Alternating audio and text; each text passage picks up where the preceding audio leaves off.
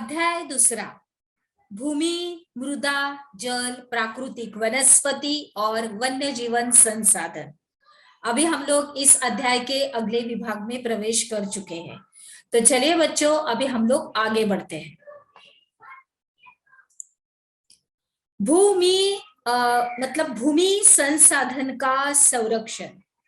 बढ़ती जनसंख्या तथा इसकी बढ़ती मांगों के कारण वन भूमि और कृषि योग्य भूमि का बड़े पैमाने पर विनाश हुआ है और इससे इस प्राकृतिक संसाधन के समाप्त होने का डर पैदा हो गया है और इसीलिए विनाश की वर्तमान दर को अवश्य ही रोकना चाहिए, जैसे कि वनारोपण, भूमि उद्धार, रासायनिक कीटनाशकों और उर्वरकों के विनियमित उपयोग तथा अतिचारण पर रोक आदि भूमि संरक्षण के लिए प्रयुक्त कुछ सामान्य तरीके हैं। आगे बढ़ते हैं। पृथ्वी के पृष्ठ पर दानेदार कणों के आवरण की पतली परत मृदा कहलाती है। इसका मतलब अभी हम लोग मृदा का अभ्यास कर रहे हैं।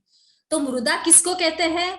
पृथ्वी के पृष्ठ पर दानेदार कणों के आवरण की एक पतली परत, उसको मृदा कहलाती है और वह भूमि से निकटता से जुड़ी हुई है। स्थलरूप मृदा के प्रकार को निर्धारित करते हैं।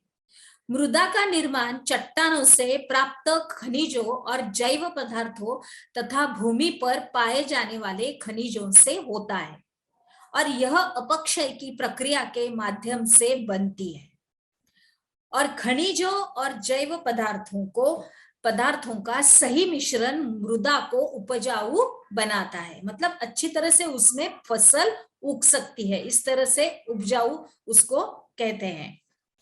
आगे बढ़ते हैं।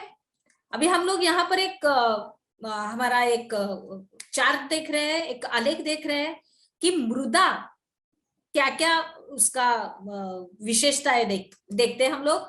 मृदा जलवायु, तापमान, वर्षा, अपक्षय और ह्यूमस निर्माण की दर को प्रभावित करते हैं। उसके बाद इधर देखते हैं, समय मृदा परिच्छेदिका की मोटाई को निश्चित करता है। यहाँ पे है वनस्पति जात, प्राणी जात और सूक्ष्म जीव ह्यूमस निर्माण की दर को प्रभावित करते हैं। यहाँ पे है जनक, क्षय, रंग, गठन, रासायनिक गुणधर्म, खनिज मात्रा, उसके बाद पारगम्यता को निर्धारित करती है और यहाँ पर है उच्चावच्च तुंगता और ढाल मृदा के संचय को निर्धारित करते हैं। आगे बढ़ते हैं बच्चों। मृदा निर्माण के कारक ये कौन कौन से हैं? चलिए देखते हैं। मृदा निर्माण के मुख्य कारक जनक, शैल का स्वरूप और जल वायविक कारक है और मृदा निर्माण के अन्य कारक स्थलाकृति, जैव पदार्थों की भूमिका और मृदा निर्माण के संगठन में लगा समय है। अलग अलग स्थानों में ये भिन्न भिन्न है। और अभी आगे का देखते हैं। हमारा अगला क्या है हमारा मुद्दा, मृदा का निम्नीकरण और संरक्षण के उपाय। मृदा अपरदन और क्षीणता मृदा संसाधन के लिए दो मुख्य खतरे हैं, मानवीय और प्राकृतिक दोनों ही कारकों से मृदाओं का निम्नीकरण हो सकता है। मृदा के निम्नीकरण में सहायक कारक वनोन्मूलन, अतिचारक, रासायनिक उर्वरकों को और कीटनाशकों का अत्यधिक उपयोग, वर्षा दोहन, भूस्खलन और बाढ़ है। उसके बाद आगे देखते हैं। मृदा संरक्षण की कुछ विधियां निम्न प्रकार की है। किस तरह से देखते हैं हम लोग। मल्च बनाना, पौधों के बीच अनावरित भूमि जैव पदार्थ जैसे प्रवाल से ढक दी जाती है, इससे मृदा की आर्द्रता रुकी रहती है।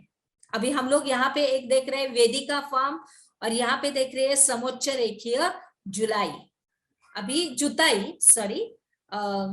फिर से मैं एक बार रिपीट करती हूँ। यहाँ पे हम लोग दो चित्र देख रहे हैं, एक है वेदिका फार्म और दूसरा है समोच्च रेखीय जुताई। अभी हम लोग आगे जाते हैं।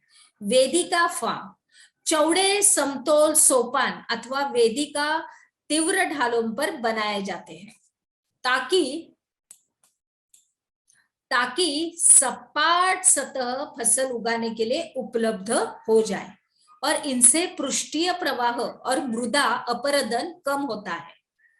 दूसरा है समोच्च रेखीय जुताई, यानी कि एक पहाड़ी के ढाल पर समोच्च रेखाओं के समांतर जुताई ढाल से नीचे बहते जल के लिए एक प्राकृतिक अवरोध का निर्माण करती है।